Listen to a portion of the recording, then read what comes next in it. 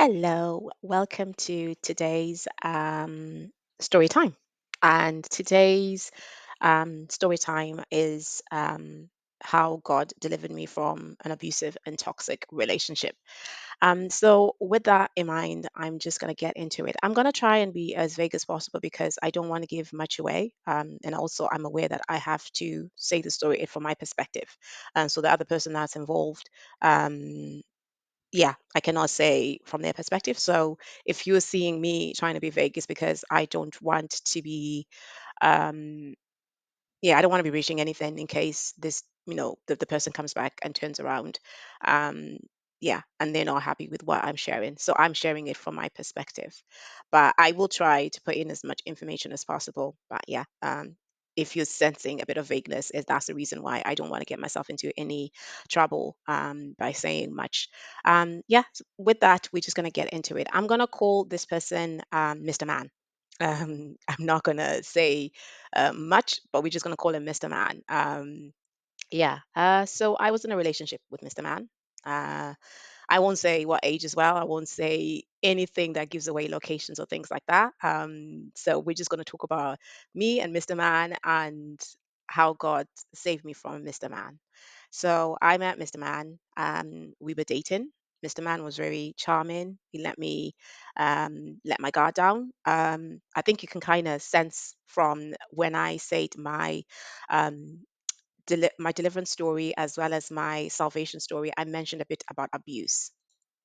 Yeah, so when I um, talked about that information going into relationships, I was always, I want to say my mind frame wasn't right because yeah, I was a bit, how I saw relationships was a bit warped.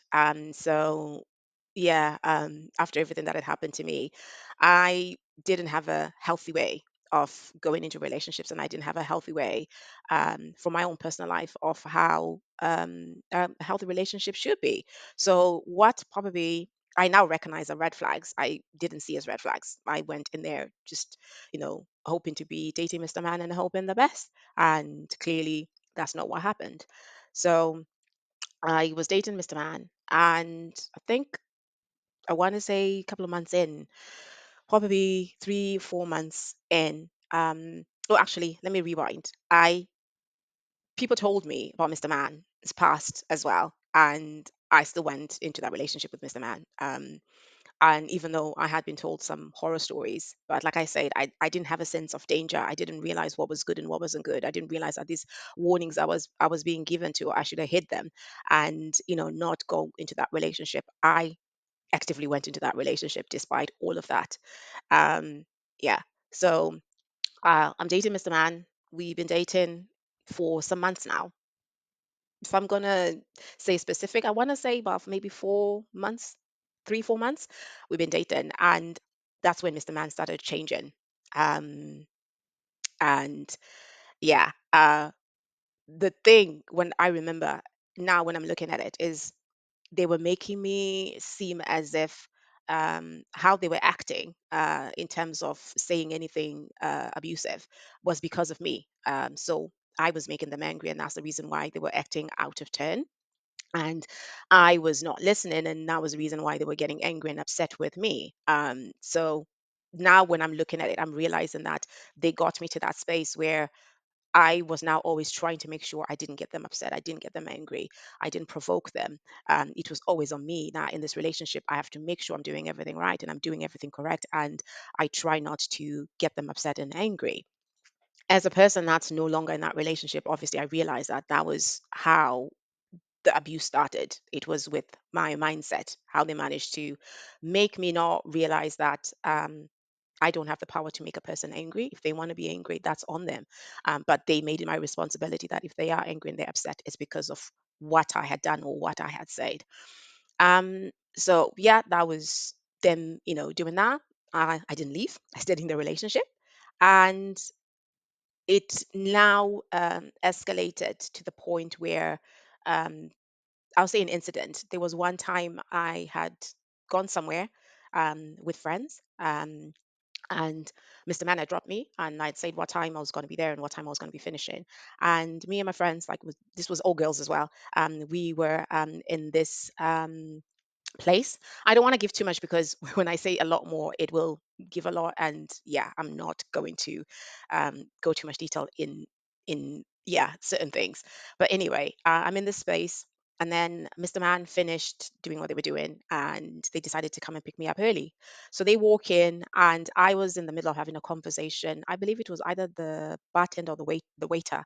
I was just asking for something, and Mr. Man walked in, me talking, and I was laughing. I think they must have said something, and I was laughing back. And I remember Mr. Man coming and pulling my hand, and you know taking me aside and asking me why I was flirting with this person.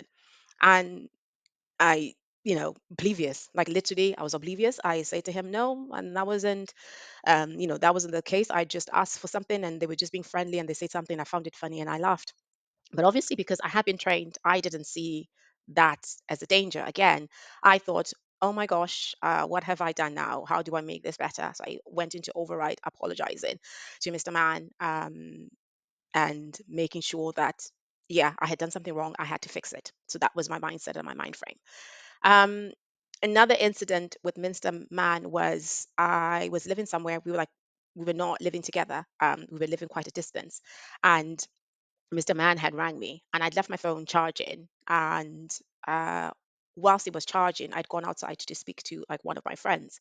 And by the time I came back, like it was just like, I think maybe a 15, 20 minutes chat, I came back, my phone was flooded with loads of calls and loads of messages.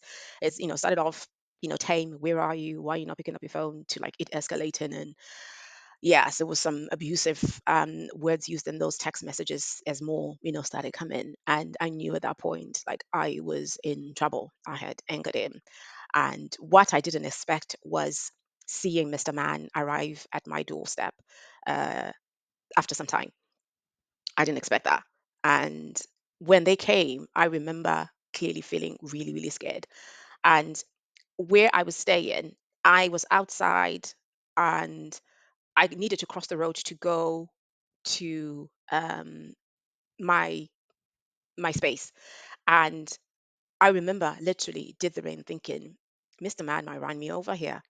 And yeah, I actually absolutely feared for myself.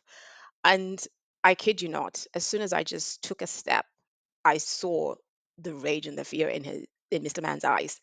And I legged it and I went the opposite direction. I remember running towards like the shops, because where I was living, it wasn't too far away from the shops. And I remember like thinking, if I run to the shops and I ask for somebody, if I ask help from somebody, there's no way surely Mr. Man would do something really, really silly. And sure enough, that's what happened. I literally went like running to the shops, and I was screaming, like, help, help, help. And Mr. Man, realizing this was what was happening, they then just backed away. You would think at that point I would leave Mr. Man. No, I still stayed with Mr. Man. Um, as a lot more incidences where I think the one that kind of made me pause for a bit was when I had gone somewhere, and then Mr. Man had come to pick me up. But my phone, because of where I was, the noise and everything, I didn't hear them ringing. So they were ringing, they were messaging, and then obviously the same thing that happened. As soon as it's like a couple of minutes have passed and I've not responded, it escalates and the abuse comes in to the point where, when I did realize, they'd come early. When I did realize the time that I was supposed to be getting picked up, that's when I was checking my phone, I realized that they had arrived, but they'd arrived early. Um, they were upset. I just quickly gave my apologies and I left, and I went to meet them in the car. And I was driving, so I was in the car with them and they were driving. And first of all, they were quiet, so I didn't know what was going to go in this situation. And as we were driving, we were on the motorway, and Mr. Man just went off.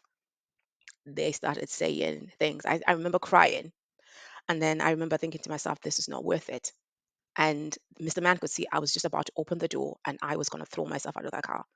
And they quickly, I don't know how they, when they were driving, quickly got the other hand, went to the door and like to stop the door from opening. But that's the state where I was when I just thought I cannot stay with Mr. Man. But Mr. Man, being a person who knew how to manipulate situation and knew that I was ready to leave, managed to get me back in. to that relationship, and I did not leave Mr. Man. Um, we separated for a bit, and during that separation, um, Mr. Man, was trying, to make things better and everything.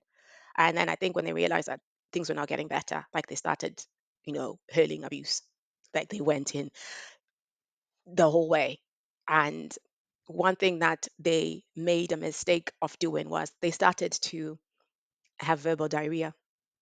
They started to say on their own what they had done every time, like when things were escalating, how they had prepared, to escalate things. So by this, I'll give an example. One of the times when they had come to pick me up, and they were upset with me, and I'd, provoked them, and everything, and they told me that they had like a spanner underneath my seat, and their plan was that they were going to drive into like a little remote area, and they were going to hit me with that spanner. They were going to beat me, some sense into me. Basically, those were their words.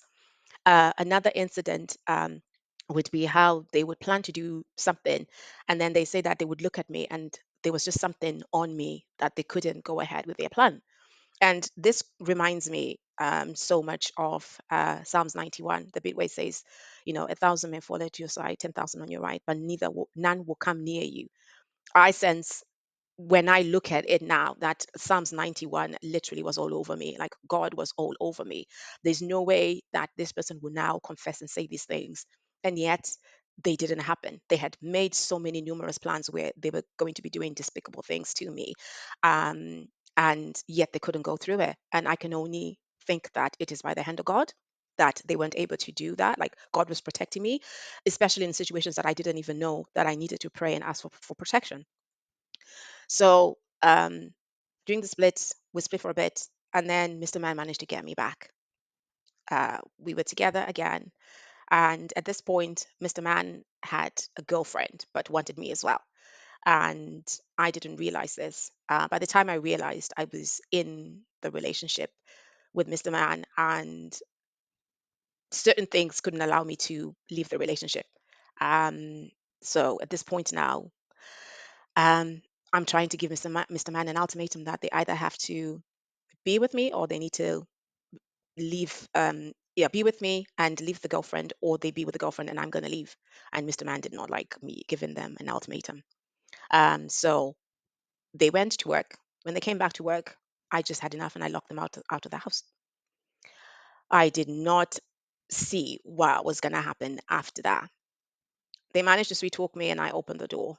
As soon as they came in, Mr. Man put his hands on me, and something within me, I think I can only say that it's God, told me, you need to leave. You need to leave, Mr. Man. And that incident opened my eyes. And somehow, as they were saying things and they were doing things to me and everything, I just thought to myself, keep calm.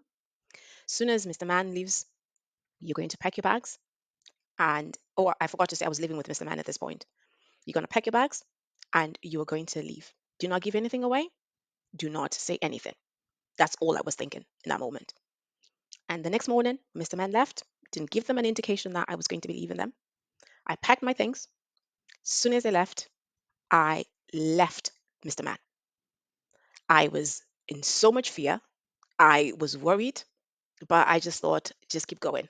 Just keep going. By the time I got to safety, and I knew I had a lot of distance away from Mr. Man, I started to feel a little bit better. But then I knew that Mr. Man, when they come, they're going to ring me and they're going to ask me, where are you? So when Mr. Man finished work and arrived and saw that I wasn't at home, uh, tried his hardest to sweet talk me and get me to come back. And nah, I was adamant that I was not going to go back. And after they realized that I'm not coming back, the abuse came. They said everything, everything. And in a way, I'm so glad that they did that, because it just solidified my reasoning for running away. I knew that there was no way he was going to be turning back, that I never needed to go back to Mr. Man. I never heard such words that they were saying over me. And anyway, I escaped Mr. Man. they continued sending me messages, really, really detailed, graphic messages, to the point where I had to involve the police. And then the police put a restraining order on Mr. Man, so that they're not allowed to be near me under any circumstances. And yeah, Mr. Man then just kind of just phased away and died away. Oh, also, I have to say, when I ran away from them, I did seek help and counsel from a woman's refuge, and I had to be moved. I had to get emergency accommodation and help and support. Um, but I was given tips not to contact Mr. Man under no circumstances. Do you get back to Mr. Man? And that is my story time of how God delivered me from a toxic and an abusive relationship. I'm grateful. I am really, really aware that I'm grateful to God that um, when Mr. Man, you know, did what he did, God opened my eyes to leave him, because I do know of people that are in situations where things have escalated, and no matter how much they want to leave that relationship or that situation, they're unable to do so. So I am really grateful to God for the many times that He protected me, and the many times that um, what the enemy planned, it didn't come to pass. So yeah, all glory goes to God. Like, yeah, that relationship, I have seen God's protection at another level. I have seen Psalms 91 come to life for me. Um, so I do hope that if this video has inspired and it has encouraged, um, if you are in a similar situation, I would advise that you pray about it and ask God to help you the same way He helped me. And if you are able to seek advice from any shelter, and so this video can apply to men and women. So if you're a man and you're in a similar situation, um, see if there's any local help and support that you are able to obtain and get. Um, Same for women. If you're in an abusive relationship, seek any local help and support in your area. Um, Maybe go to a local church, um, but do something. You don't deserve to be treated the way that you are being treated, and the problem is not you. Don't be like me, where I thought the problem was me. The problem is not you. It's the person that is doing these horrible things to you. They're the ones that have the problem. So if you can seek help, seek help. But I will say a prayer, and I do really hope that with this prayer, God is able to help you the same way that He delivered me from that situation. So let us pray. Dear God, I just pray and I ask that you be with each and every person that's listening to this video. Father, you know the situation that they are in, and I pray and I ask for your mighty hand to be upon their life. Father, the way that you were able to protect me from many situations that I was unaware of, and you stepped in and you wouldn't let the enemy's plans come to pass. I pray the same prayer over these people. The same way that you were able to give me a revelation that I needed to leave this person. I pray and I ask that meet them right now and give them that revelation. Give them that strength that you gave me to pack and to run away from them and not to go back. May you give them that same strength to leave the situation that they are in. May it not be by their own power, nor by their own might, but by the Spirit of God that they're able to live them. Father, I pray that whatever plans of the enemy, no weapons fashioned or formed against them will prosper. And every tongue that comes to condemn, that rises up against them, you will condemn. So any person that is speaking negative or bad things about them, Father, I pray that you condemn them. Father, I pray and I ask every spirit of fear, worry, and anxiety that you remove it from their lives, because you have not given them the spirit of fear, but of power, love, and a sound mind. And I speak that over them right now. Father, you can see them right now. They're crying. I ask that you hear their hearts cry. Intervene for them the same way you intervened for me. May they not be stuck in this rut anymore, God. And may the enemy no longer lie to them, because we know he's the father of lies. Father, give them hope. Let your light shine and reveal things to them on how they need to live and how they need to escape. Give them a strategy and a plan, and give them a way out. With men, it's impossible, but with God, nothing is impossible. So with you, God, nothing is impossible in this situation that, the enemy is lied to them, that they will never leave. No, with you, they are able to leave. With you, they are able to escape. With you, they are able to leave that danger. They will no longer live in danger. Nothing is impossible with you, God. I pray that you resonate a sense of freedom in them that knows them, that no longer would they be bound by the lies of the enemy that have been spoken over their lives through this person that has been abusing them. Give them strength, give them confidence, but most of all, give them the ability to leave. I pray for all of this. In Jesus' mighty name, I pray. Amen. I hope that has blessed you, and um, yeah, and I hope it encourages you. God bless.